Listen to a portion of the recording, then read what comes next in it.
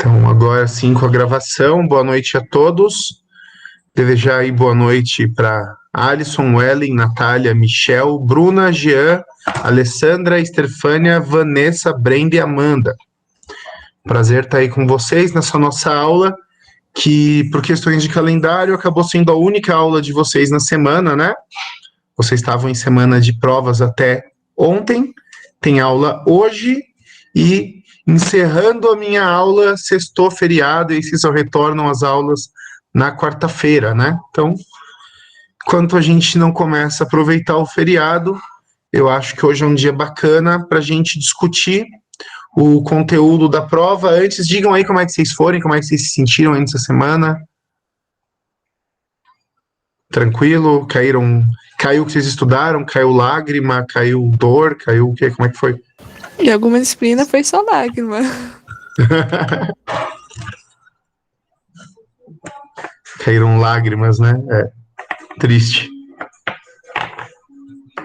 E até não sei se vocês vão ver ali. Cadê minha caveirinha? Não dá pra ver ali em cima.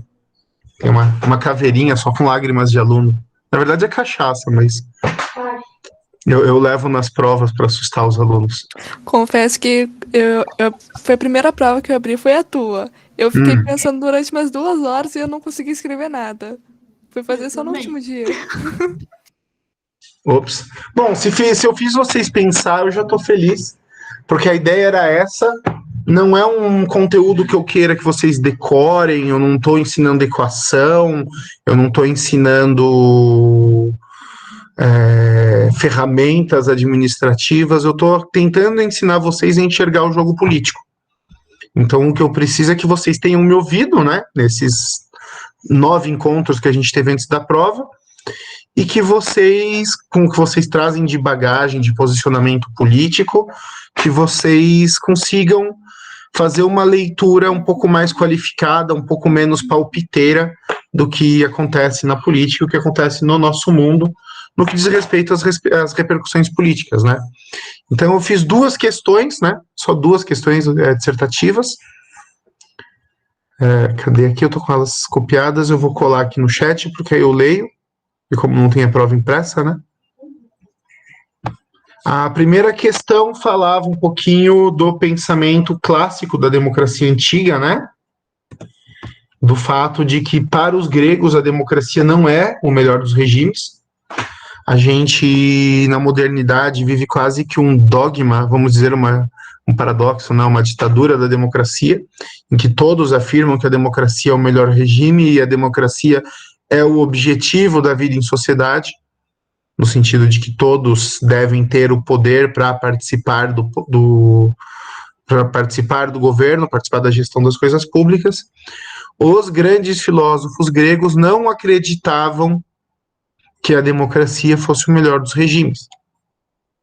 Isso vocês leram no texto, eu comentei em aula também, quando a gente falou de democracia, na primeira aula sobre democracia, e eles não acreditavam que a democracia fosse o melhor dos regimes por 2 motivos. O primeiro é porque, nas questões importantes, é melhor você ouvir um especialista do que uma pessoa que goza de popularidade. Se eu estou num navio, o capitão não é o cara mais popular, mas é o cara que pilota melhor. E eu não quero que seja o cara mais popular. Se eu estou num avião, não vai ser o passageiro mais bacana que eu quero que pilote, mas o piloto com mais horas de voo.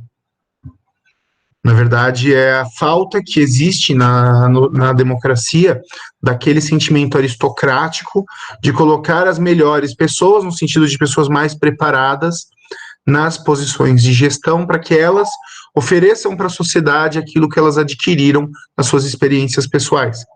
A democracia não tem esse cuidado, ela não tem essa possibilidade. É claro que nada impede que alguém que é um grande gestor público, alguém que foi um grande militar, alguém que é um cara que entende de relações internacionais, se coloque à disposição dos demais por meio das urnas e seja candidato e até venha a ser eleito. Mas a tendência do eleitorado, e aí a gente entra no segundo problema da democracia, é a de não votar meramente de forma racional. O nosso voto reflete as nossas ideias? Reflete. Reflete as nossas convicções? Reflete. Mas ele também reflete os nossos valores, ele também reflete o grupo social do qual a gente faz parte, ou a classe social da qual a gente faz parte. Ele reflete símbolos dos quais a gente participa e os quais a gente segue. Ele reflete uma forma de participação na política.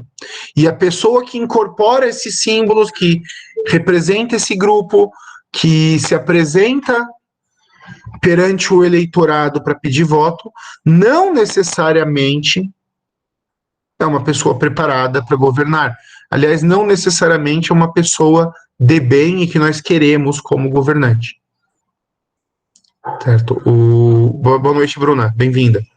O risco da democracia é a queda na oligarquia, que é o governo de poucos, que é o governo daquelas pessoas que, por deterem dinheiro ou por deterem força física, ou num regime democrático, por representarem a maioria, simplesmente a maioria das pessoas vulgares, conseguem se eternizar no poder.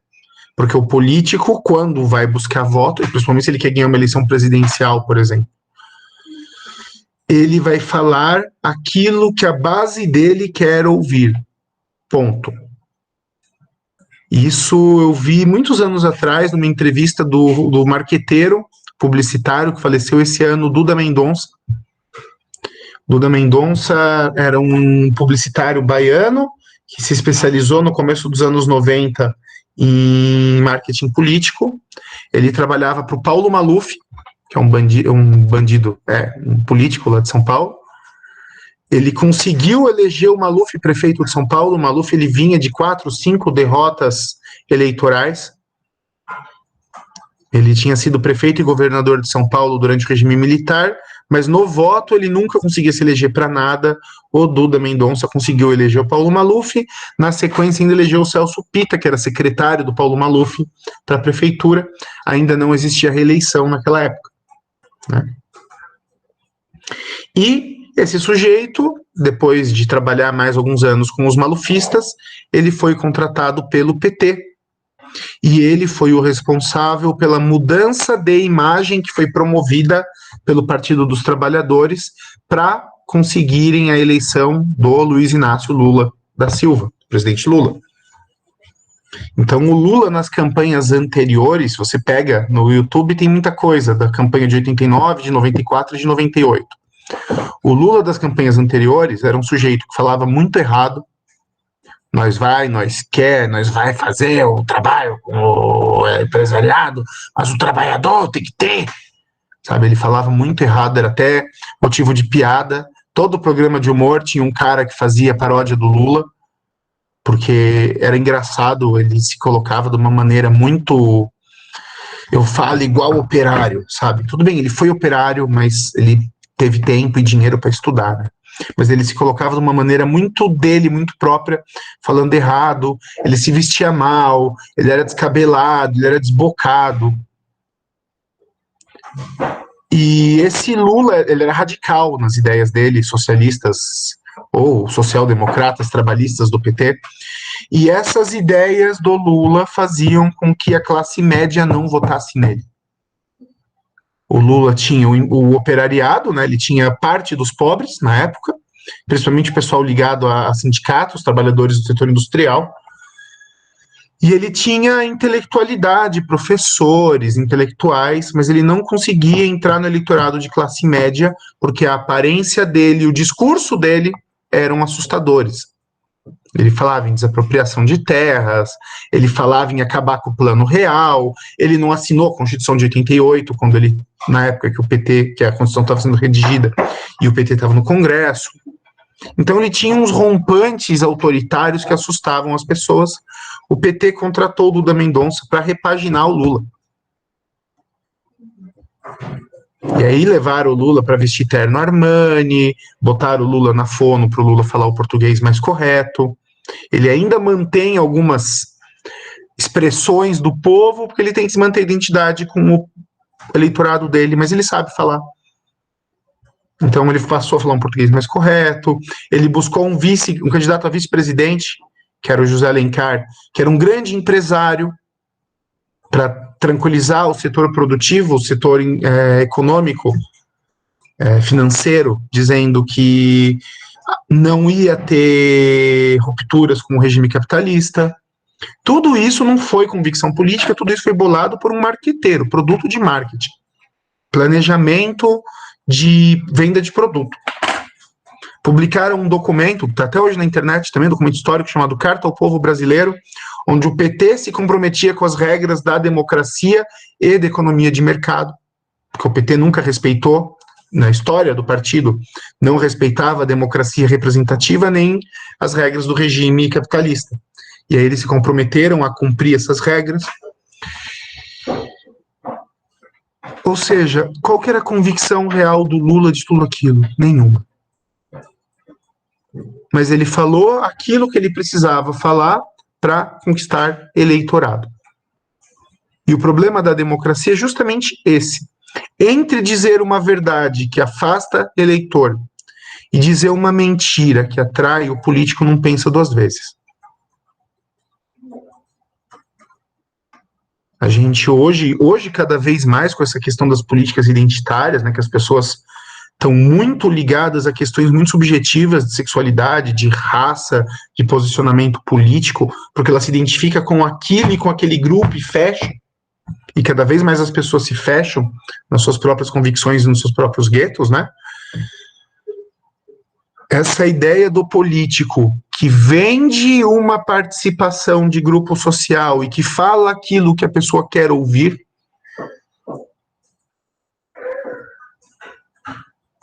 é cada vez mais comum. Então a gente vai ter o candidato falando em liberar armas, sendo que a gente não consegue fazer isso no nosso marco legal e constitucional. A gente tem um político falando que vai retomar o investimento para gerar emprego e o país não tem dinheiro para investir. A gente tem um político que fala que vai desapropriar a terra para fazer reforma agrária, mas o Estado não tem nem dinheiro, nem condições jurídicas para fazer isso.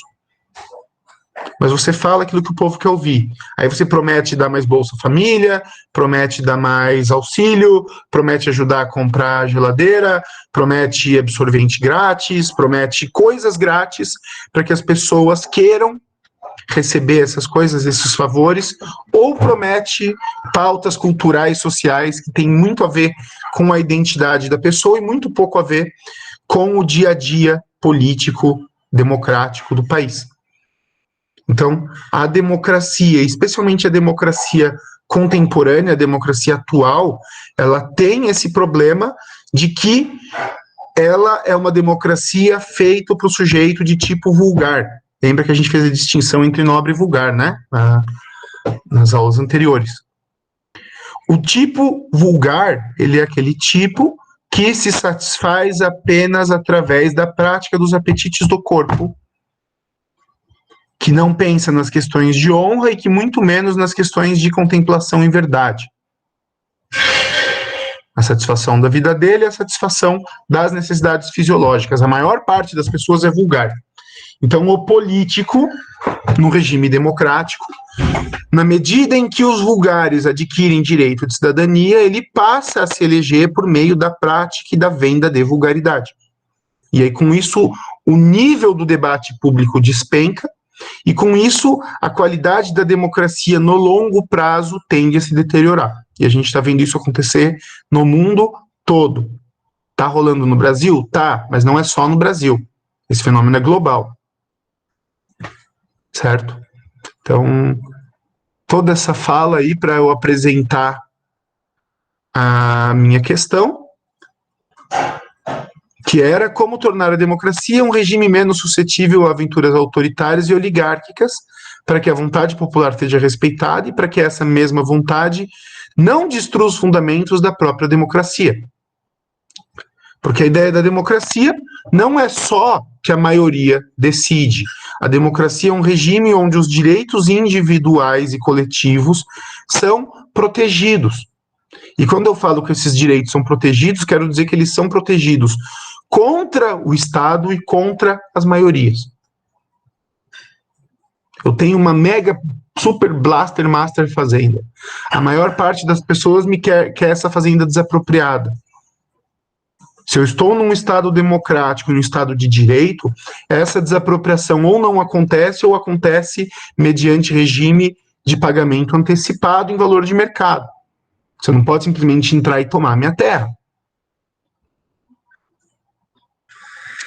Ou se as pessoas querem liberar ou descriminalizar alguma atividade que é do gosto delas, porte de arma, droga, aborto. Essas mudanças sociais, elas passam pelo difícil cruzamento que há entre o direito individual e os interesses coletivos que estão representados na lei. Isso é democracia. Quando a maioria simplesmente é formada e essa maioria atropela os direitos individuais e atropela as garantias individuais, isso é outra coisa, isso é populismo, isso é oligarquia, isso não é democracia. Ah, mas é a vontade popular. A vontade popular, em primeiro lugar, ela está na Constituição, onde você coloca uma regra do jogo para o funcionamento da política. Rompeu com a regra do jogo não é mais democracia. É a mesma coisa que falar, eu quero jogar futebol. Aí chama a galera aí, vamos aí juntar aí, tem também 3, 6, também 12 aqui. Vamos jogar futebol aí, 2 times de society. A maioria quer jogar futebol? Quer. Aí chega lá no campo, mas a gente quer jogar com a mão. A gente é livre para jogar com a mão? A gente é livre para jogar com a mão, mas aí não é futebol que a gente está jogando, é outra coisa. Se a gente rompe com o regime estabelecido na Constituição, se a gente rompe com as leis, a maioria pode fazer isso? Pode, mas isso não é democracia. Isso é outra coisa. Então, a minha pergunta para vocês foi como qualificar a democracia para que a gente tenha um regime que, respeite os direitos e garantias fundamentais, né? Respeite aquilo que eu tenho, que é meu, que é inalienável, que é especial, que é importante para mim. A minha vida, a minha liberdade de expressão, a minha liberdade de culto, a minha liberdade de ir e vir, a minha liberdade de trabalhar e ficar com o dinheiro que é fruto do meu trabalho.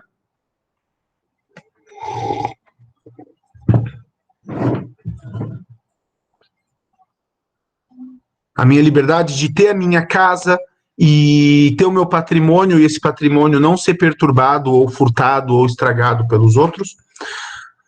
A liberdade de eu poder assinar contratos sabendo que o não cumprimento desses contratos vai ter consequências. Então, essas garantias que eu tenho, elas são garantias contra o governo, meu sigilo de correspondência, meu sigilo fiscal, meu sigilo bancário.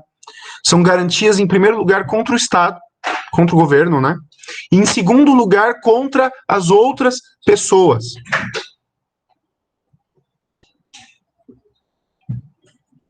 São direitos de característica negativa. Eu tenho a minha casa e você não vai entrar se eu não deixar. Não me interessa se você é um policial fardado, armado. Você só vai entrar na minha casa com ordem judicial ou se houver flagrante delito. Caso contrário, você não entra na minha casa e foda-se.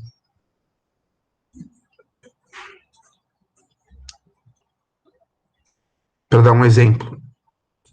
Eu escrevo e falo aquilo que eu quiser, desde que não esteja descumprindo nenhuma lei. E não tem governo, não tem maioria, não tem partido, não tem ONG, não tem nenhum filho da puta que vai me impedir de expor as minhas opiniões. Se as minhas opiniões estão equivocadas, quem que vai julgar? As pessoas que se relacionam comigo e elas dão aprovação ou a negação delas às minhas opiniões na medida em que elas continuam convivendo comigo ou não, que ninguém é obrigado. Então a gente precisa, em democracia, ter essas garantias observadas.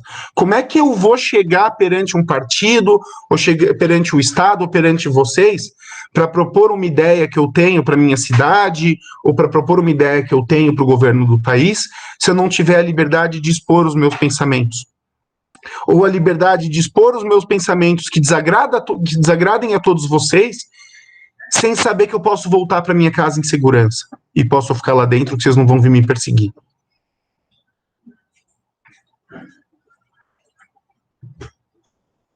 Ou que vocês vão me matar. Nossa, vocês estão malvados hoje, hein? Você que está levantando essas questões. São questões de direitos e garantias fundamentais. São questões constitucionais.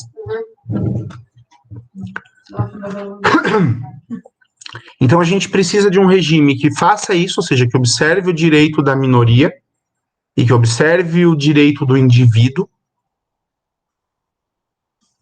mesmo quando isso é impopular, mesmo quando o indivíduo é um trilionário e o país tem um monte de miserável, mesmo quando a gente está no meio da pandemia.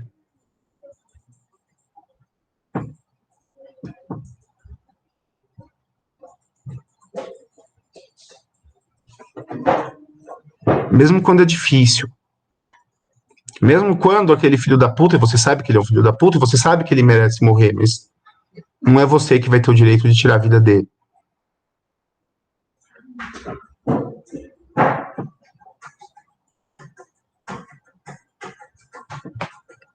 Enfim, isso é democracia, isso é regra do jogo. Isso é reconhecimento que o Estado dá para direitos que todos os indivíduos têm, porque são seres humanos. Direitos inerentes à personalidade humana. Vem de fábrica. Todo ser humano tem direito à intimidade, à liberdade, ao patrimônio, à liberdade de expressão, de crença, de reunião, de ir e vir, vida, integridade física, direito à petição junto ao Estado, direito de organização. A gente vai ver esses direitos todos a partir da próxima aula, quando a gente começar a estudar a Constituição. Regime político que, em nome da democracia, viola direito individual ou viola direito coletivo, não é democracia. Segundo desafio que está na questão é que é preciso fazer isso respeitando a vontade da maioria.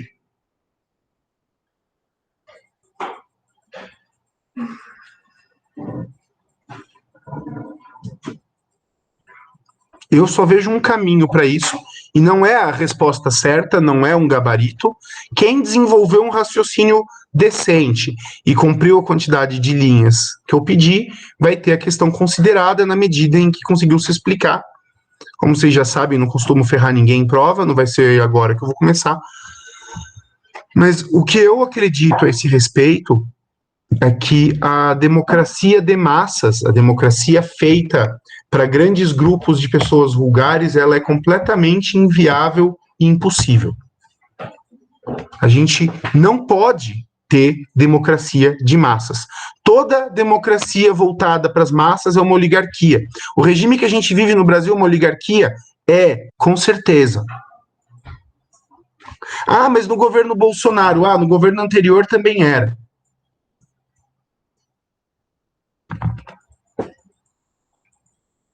Não se faz democracia para massa.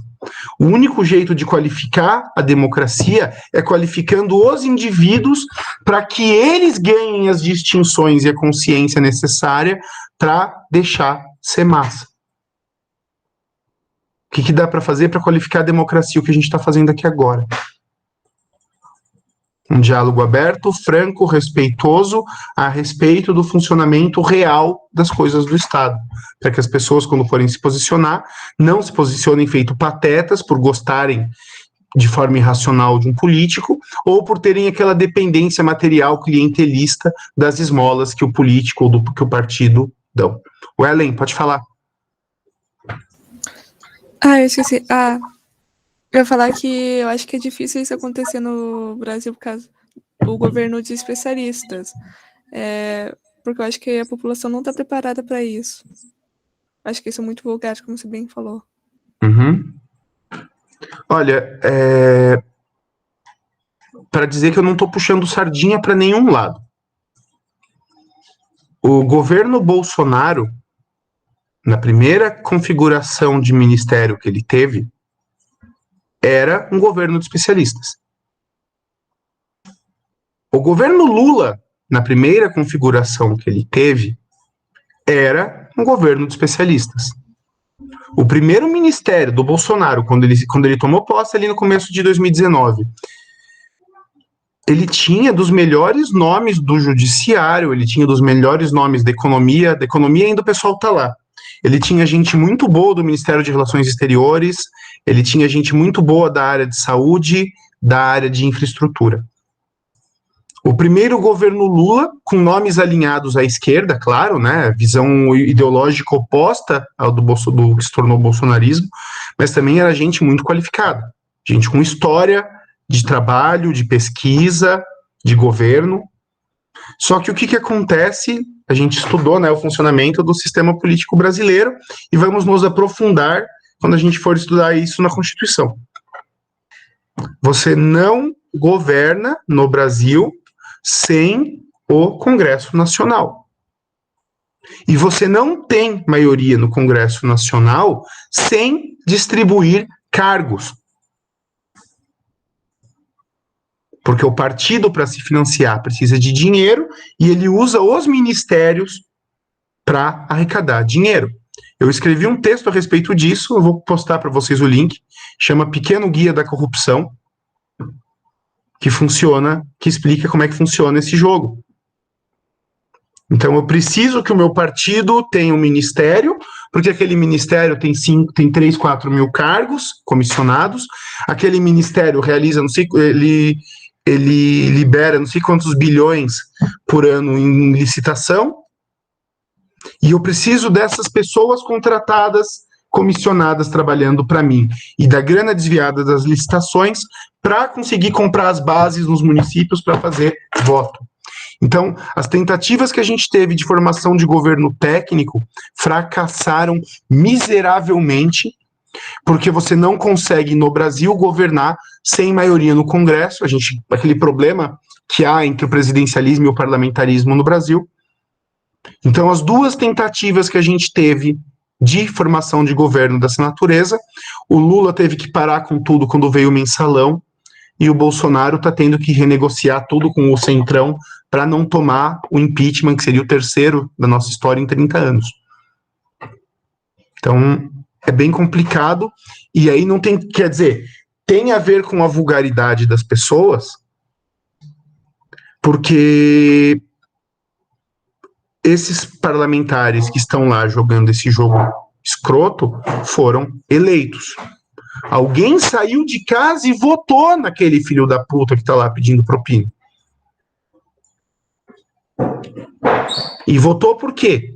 Ou porque tem uma visão idealista cega, o cara representa o meu grupo, é o meu partido e acabou. Ou porque tem uma visão clientelista, o cara e o vereador que é capanga do cara e o prefeito que é capanga do cara vão me conseguir geladeira, vão asfaltar a minha rua e em troca disso eu e minha família toda votamos fechado com ele. Eu não preciso ir longe, eu acho que todos os... acho que a maior parte de vocês deve ter o cara que é o vereador do bairro que faz essas jogadas aí. Que é o cara que quase todo mundo na região vota, que é o cara que diz que consegue asfalto, vaga em escola, que é alinhado com deputado estadual, aí na campanha para deputado o vereador faz campanha para ele, na campanha para vereador o deputado faz campanha para ele, e fica nisso. Vocês conhecem esse jogo, né? Claro.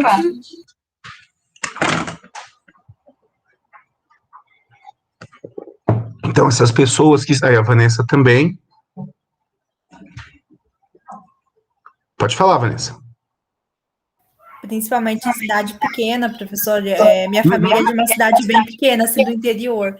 Aí, o que acontece? Eles fazem, assim, tinha muito esses comícios para pedir voto. Então, principalmente para prefeito, né? O que eles faziam? Eles pagavam um churrasco para o pessoal, prometiam para asfaltar a rua, como lá é estrada de chão, eles prometiam patrola na rua, prometiam pedra, e assim, toda a eleição era a mesma coisa, ninguém cumpria nada, mas todo o tempo, todo o período eleitoral eles faziam isso. Para quê? Para o pessoal votar e ficar nessa sempre promessa e ter os votos garantidos, né?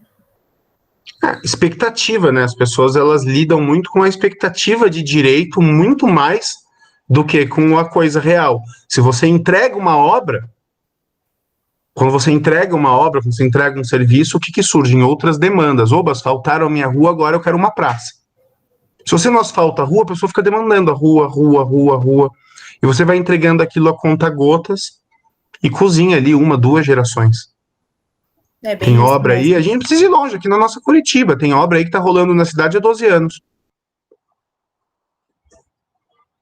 A mesma. Elegeu 3 prefeitos já. Linha Verde. Que se eles concluírem a obra aí para a próxima eleição, eles não têm o que prometer. Eles vão ter que desenterrar a ideia do metrô, ou eles vão ter que fazer um outro eixo urbano.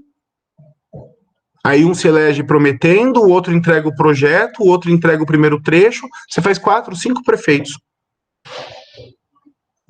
E o cara promete já sabendo disso. Ele já sabe que a cidade nem tem dinheiro para asfaltar tudo, que não tem dinheiro para fazer escola, que não tem dinheiro para entregar hospital. Ele sabe. Mas ele fala o que a pessoa quer ouvir.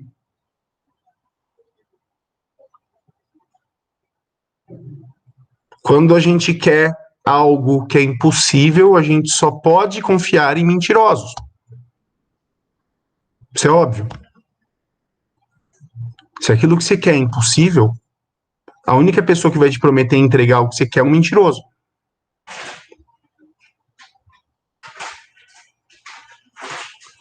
O jogo é pesado, gente. O jogo é foda. Então, a única forma, gente, é qualificação pessoal, é deixar de ser massa. Mas deixar de ser massa passa por mudar o que você consome da indústria cultural, mudar o teu posicionamento face às grandes pautas da mídia. Você tem um posicionamento mais distanciado, mais crítico, menos briguento, sabe, a respeito das coisas. Tentar olhar para as coisas com mais distanciamento, com mais sabedoria. E também aprender alguma coisa que seja útil para oferecer para a sociedade, para ganhar alguma projeção, para ser honrado, para ser respeitado.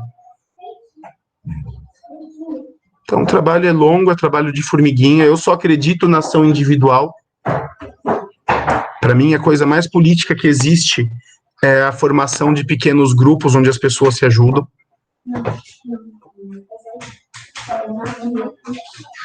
Não acredito em grandes mudanças pela via institucional partidária, sabe? Minha história trabalhando na justiça eleitoral e estudando filosofia política meio que me impedem, sabe, de tomar um lado político, sabe? A gente vota, eu tenho convicção, tenho lado, eu voto, mas sei lá, a gente está sempre escolhendo o mal menor, sabe? Eu sempre voto por aquele sujeito que eu tenho a impressão que vai respeitar mais os direitos e garantias fundamentais e as liberdades civis. Sabe? Que vai tirar menos direitos de ir e vir, de sigilo bancário, de sigilo fiscal, de liberdade de expressão, que é um troço que sempre teve sob ataque no Brasil. O Brasil não sabe lidar com liberdade. Direito de propriedade, liberdade econômica. Quem se posiciona desse lado normalmente leva meu voto. Mas eu não acredito que os caras vão entregar o que eles prometem, porque eles não têm os meios e eles também não podem falar a verdade a respeito do que eles querem fazer, porque o povo não quer a verdade. Eu lembro, né? Eu falei agora do Celso Pitta, que foi o prefeito que entrou em São Paulo depois do Paulo Maluf. E o governo do Pitta foi uma merda. Foi muito ruim, assim. A prefeitura dele foi muito mal conduzida. O Maluf quebrou a cidade e ele também não era gestor, ele era economista, ele não sabia lidar com a máquina pública.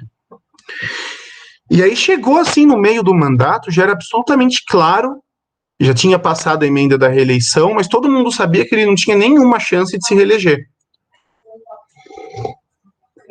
E aí ele tinha que governar a cidade por 2 anos sem ter pretensões políticas. Então ele e a equipe dele começaram a atacar o foda-se.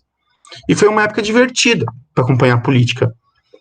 Porque eles não estavam mais fazendo campanha e não estavam mais fazendo populismo, assim. Tipo, era simplesmente um bando de bocudo incompetente governando a cidade. Então, foi lá o SPTV, que é tipo... Como é que é o Jornal da Globo aqui, que passa as notícias do Paraná? É o Jornal da Tribuna, não é? Não sei. Jornal Nacional? Não, que passa as notícias do Paraná. Da RPC, é verdade, RPC. RPC TV, não é? Isso mesmo. Isso aí. Então, em São Paulo, chama SPTV o jornal. E aí o pessoal tava reclamando coisas da prefeitura, buraco, enchente, essas porra que dá em município, né? E aí estavam reclamando que a Praça da Sé, que é a praça principal do centro da cidade de São Paulo, estava muito suja, estava imunda. E aí eles foram no subprefeito da cidade, lá do centro. São Paulo é dividido em subprefeituras, né? As regionais, que aqui são as regionais, né? Lá são subprefeituras e a cidade é dividida em distritos. E eles foram lá no subprefeito do distrito da Sé, que é o centro, para perguntar por que caralhos a praça estava suja. E a resposta do cara, que ele podia falar, não, nós estamos reforçando a limpeza e fazendo uma campanha de conscientização para que as pessoas tenham carinho com a praça e, de qualquer forma, a gente estamos intensificando as ações. Como é que você vai medir uma porra dessa? Teve corrupção no município, aí o político responde, aumentamos as medidas de fiscalização em 130%. Como é que você vai medir uma merda dessa? Não dá, né? Aí perguntaram lá pro subprefeito, então, né, por que a Praça da Sé tá tão suja? Aí o cara virou, ele fez uma cara meio assim, olhou pro lado, olhou pro outro, porque o povo é porco, eu mando varrer aquela praça 8 vezes por dia, mas eu não posso impedir o filho da puta, ele falou assim mesmo, de pegar a latinha de Coca-Cola e jogar no chão. A praça está suja porque o povo que passa por ela é porco. Agora dá licença que eu tenho que trabalhar. E mandou o jornalista embora. O que a gente faz com um político que se comporta dessa forma? Como é que a gente reage com um político que se comporta dessa forma?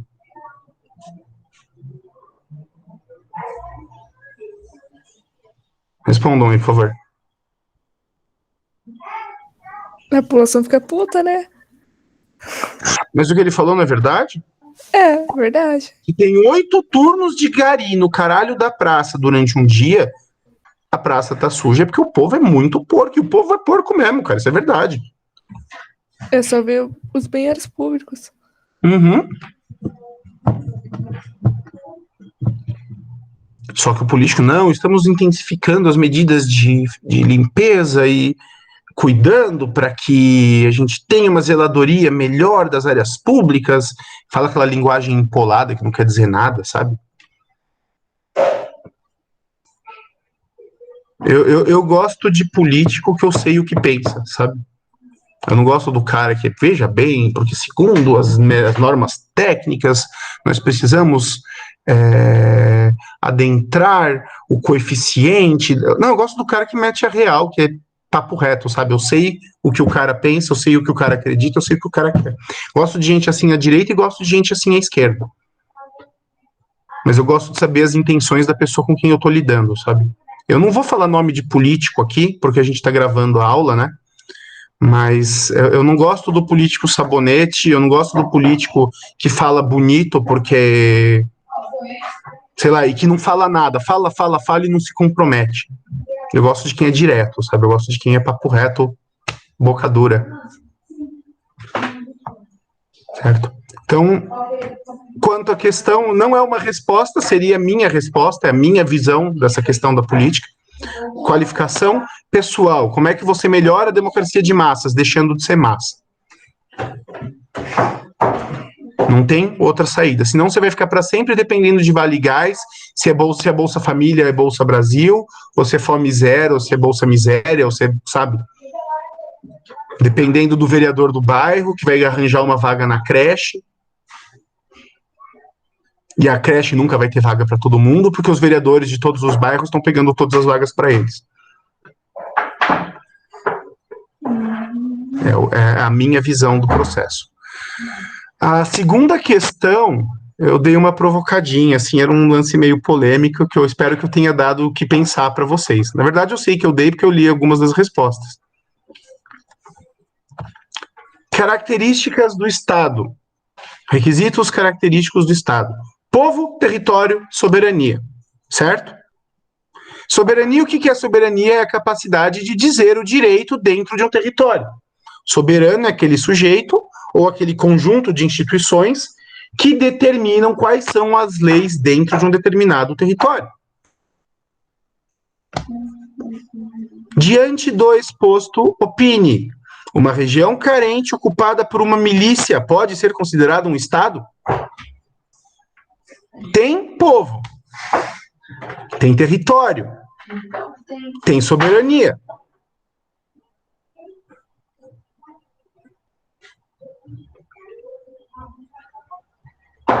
Isso faz da região ocupada um estado? Foi a minha pergunta. E eu vi algumas das respostas de vocês. A maior parte de vocês disse que não. No que, aliás, vocês estão certos. Quer dizer, eu pedi opinião. Não tem certo e errado no sentido de, eu falei que tá errado, então por isso que tá certo, me fudi. Sabe, o Eu desenvolvimento achei que do todo mundo tinha raciocínio... dito que sim. Eu coloquei que sim. Colocou que sim? Eu coloquei. Eu também, coloquei sim. Eu também. Então eu que me confundi aqui? Eita. Quem te falou não? Eu coloquei que não. Eu falei não. Temos uma divisão aí. Temos uma divisão de opiniões. Então, eu que me enrolei aí. Desculpa, gente. Mas, enfim. Eu penso que não. Porque, em primeiro lugar, um território soberano, como o nome diz, ele não é reivindicado por estados externos.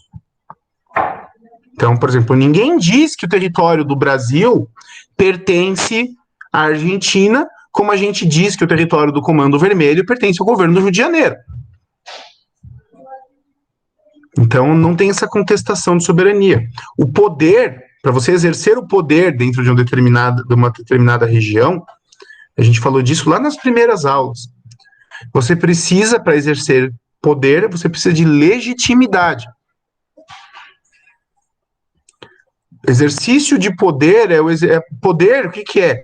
Quando você obtém a colaboração, que é colaborar e trabalhar junto por meio do consentimento. Se eu preciso portar armas e ocupar uma região para exercer soberania, eu não estou exercendo soberania, eu estou exercendo domínio. Os Estados Unidos ocupou o Afeganistão por 20 anos.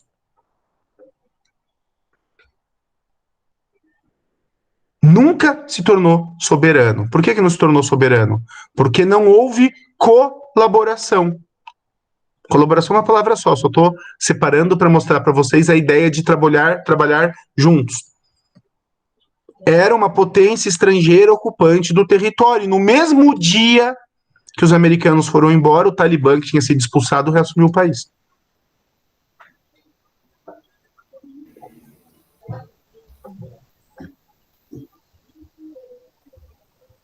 Então não havia soberania, mesmo mediante ocupação. E você pegar uma milícia, sei lá, eles têm as armas, eles dominam o povo em um determinado território, mas eles não conseguem, de forma plena, dizer o direito. Eles não conseguem, por exemplo, estabelecer direito de propriedade. Eles conseguem estabelecer, por meio do terror e por meio de troca de favores e de traições e de delações ali dentro, criando um inferno para as pessoas que moram na região, eles conseguem dominar o território para praticar determinados crimes, mas eles não conseguem criar um espaço que respeita direitos civis, criar um espaço que respeita direitos de propriedade, criar um espaço de legitimidade. Então eles não conseguem, de fato, agir como um Estado.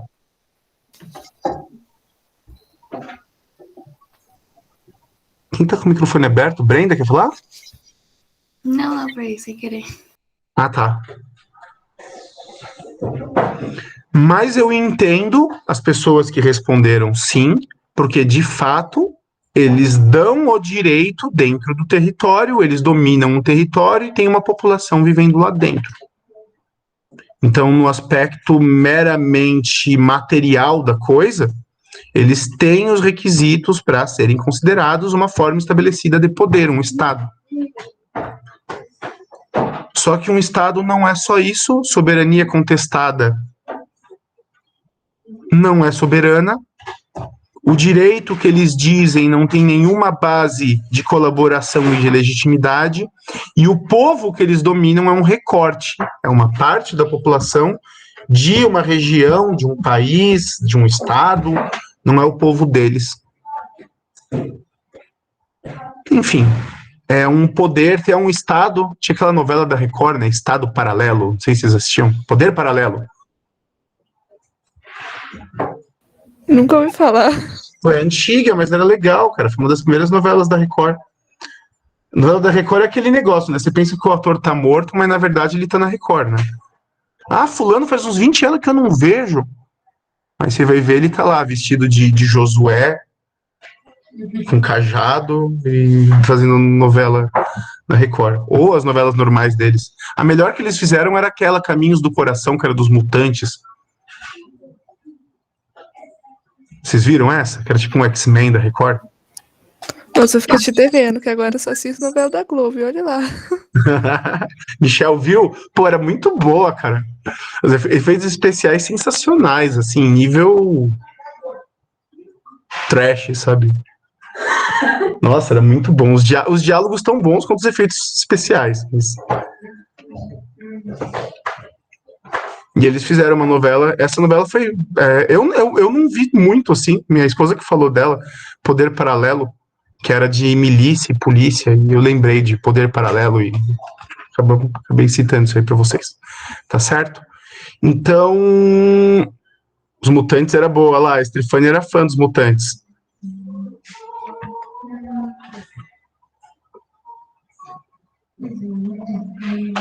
Enfim, cara, eles fizeram umas novelas legais, assim. Bom, gente, o que eu tinha para comentar a respeito da prova era isso.